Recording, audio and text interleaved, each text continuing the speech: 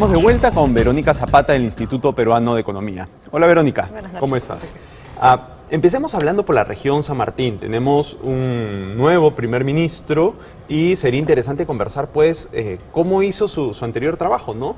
El señor Villanueva fue presidente regional de San Martín por 2 periodos consecutivos. Exacto. Y el Instituto Peruano de Economía, que viene siguiendo cómo es que van evolucionando las regiones, tiene datos sobre eso. Cuéntanos un poco cómo ha sido su gestión. Exactamente. Justo a finales del mes pasado hemos estado en San Martín haciendo un foro regional, para lo cual se ha revisado toda la información estadística y dentro de ello la gestión de Villanueva, ¿no? Hay varias cosas interesantes que ver. Primero, que Villanueva explícitamente en sus declaraciones a medios, etcétera, siempre ha sido un presidente regional muy propenso a fomentar las asociaciones público-privadas, ¿no? Eso es un tema bien importante y además también tiene bastante mejoras en los indicadores sociales en cuanto a en los 2 periodos que tú bien mencionas que ha estado, ¿no?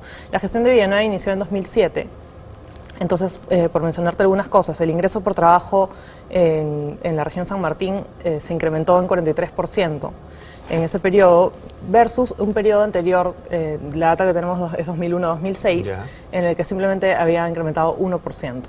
¿No?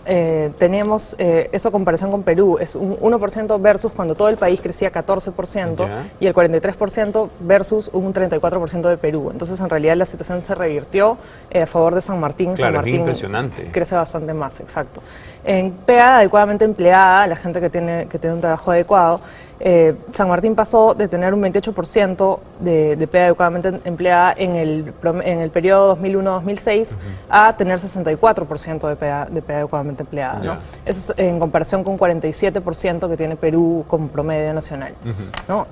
Las cifras de pobreza son las que más llaman la atención, porque San Martín incrementaba su pobreza en el periodo anterior a Villanueva. Anualmente, San Martín era 0.15% más pobre que el año anterior, versus una reducción de la pobreza de 1.4% cuando entró Villanueva, ¿no? Eso es más reducción que el Perú en promedio también. Entonces, en realidad, los indicadores no solamente revirtieron su tendencia, sino que además aceleraron mucho más que el promedio del Perú. A este señor lo deberíamos hacer presidente, ¿no? Presidente del Consejo de Ministros. En realidad es una gestión que fue muy buena, además que por los comentarios que recibíamos también en la misma región, sí hay esa sensación de que se buscó de alguna manera una estabilidad y se buscó también soluciones para qué cosas se pueden hacer en San Martín, ¿no? ¿Y saben exactamente el tipo de políticas que implementó el señor Villanueva para conseguir esos resultados? En realidad está muy relacionado con una mejor ejecución del gasto, con buscar participación privada en la gestión, ¿no? En realidad, una buena ejecución del gasto puede hacer la diferencia en la gran mayoría de regiones, ¿no? Desde San Martín en concreto es una región que no recibe canon. Es cosa que hace más interesante lo que ha sucedido, ¿no? Porque no es que tengan como por ejemplo Cajamarca o como por ejemplo otros, no sé, distritos mineros que tienen un montón de recursos, ¿no? Y que tienen por eso mismo un montón de oportunidades. Exactamente, ¿no? Y ahí uno se plantea la pregunta de, o sea, ¿es bueno tener un exceso de recursos que no se pueden gastar o de repente los recursos escasos hacen que la gestión sea mucho más interesante, ¿no? Es interesante. Sí. Entonces, bueno, son buenas noticias, ¿no? Porque diera la impresión de que está llegando a la presidencia del Consejo de Ministros una persona pues que sabe hacer bien las cosas, ¿no? Exacto, ¿no? En el contexto también de todo el destrave de inversiones que está iniciando el MEF, que está fomentando Ollanta, también es bien interesante en la medida en la que tienes un presidente que explícitamente, como decía, está a favor de las asociaciones público-privadas, ¿no? Eso puede ser definitivo para toda la promoción de ese tipo de inversiones. Claro, sí. Hablemos ahora de Cajamarca, ¿no? ¿Qué ha sido de Cajamarca? Cajamarca, en fin, estuvo en el ojo de la tormenta por el proyecto Conga, ¿no? Exactamente. ¿Cómo es Cajamarca antes y después de Conga? Y no solo antes y después de Conga, ¿no? Sino antes del boom minero y después del boom minero. Porque hay mucha gente eso es algo mucho más sencillo de medir. ¿Por qué? Porque en realidad todavía los resultados de Conga, por más de que ya se ven en la misma ciudad de Cajamarca, o sea, ves una sensación de recesión. Cuando hablas con periodistas, con autoridades, con líderes de opinión de la región, se percibe una sensación de recesión, de qué vamos a hacer para poder sacar a Cajamarca adelante. Todavía no tenemos datos estadísticos que puedan hacer una comparación de qué es lo que pasó post-Conga, ¿no? Hay algunas encuestas que se han hecho, pero no necesariamente son representativas. Claro. ¿No? Lo que sí tenemos es información de qué pasó antes de Conga, ¿no? Yeah. O sea, cuando en realidad se hace con información de censos y de la Encuesta Nacional de Hogares, ¿no? Y ahí hay una clara señal de que es mentira que Cajamarca vivió en la pobreza durante todos los años en los que existió minería. Porque eso es algo que se repite mucho, Eso es algo que ¿no? se repite mucho, ¿no? O sea, ¿qué es lo que pasa? O sea, que la minería es percibida como una actividad que llega, toma y deja, ¿no? Sí. Y deja en abandono, básicamente, a las regiones, ¿no? Y eso no es cierto. Cuando uno ve los indicadores de mejora de Cajamarca, por ejemplo, la esperanza de vida entre el 93, que es más o menos cuando inició la actividad minera con fuerza en Cajamarca, tomando 2011, que ya era un momento en el que la actividad minera estaba reduciéndose, pasó de 65.7 años a 71.8 años, ¿no? Entonces, en realidad es un crecimiento en años significativo para una región que es muy pobre, ¿no? ¿Y en ese mismo periodo tienes el dato de cuánto creció el país? No, de ese indicador precisamente no.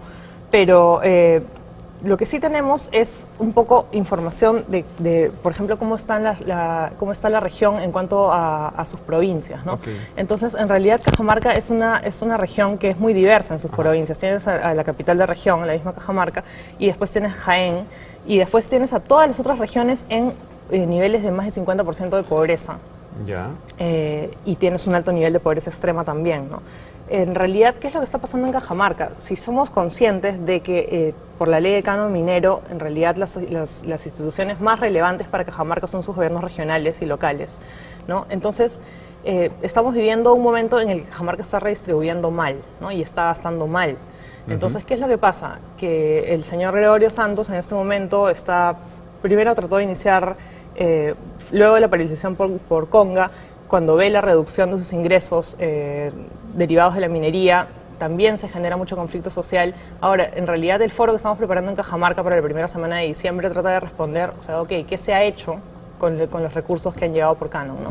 En Cajamarca hay un discurso que es bien interesante, que es los que tienen los del gobierno regional, con los que también hemos hablado, ¿no? Que es que Cajamarca se puede desarrollar sin minería y puede desarrollar áreas como agricultura, Gregorio forestal. Santos, sí, claro, decía algo así, ¿no? Que iba a cambiar el modelo de alguna manera, el modelo, ¿no? y el modelo productivo. En vez de extraer oro íbamos a extraer papas, creo. Exactamente, sí, claro, ¿no? Entonces, al 2011 Cajamarca tiene 37% de su PBI dependiente de la minería, ¿no? Entonces, algo bien interesante ahí es cuántos recursos ha recibido Cajamarca por minería y qué cosas se ha hecho con ellos, ¿no? En realidad, si uno quiere cambiar de alguna manera la estructura productiva, no ves en Cajamarca ningún tipo de progreso en cuanto a sistematización, innovación en agro, por ejemplo, o investigación en forestal.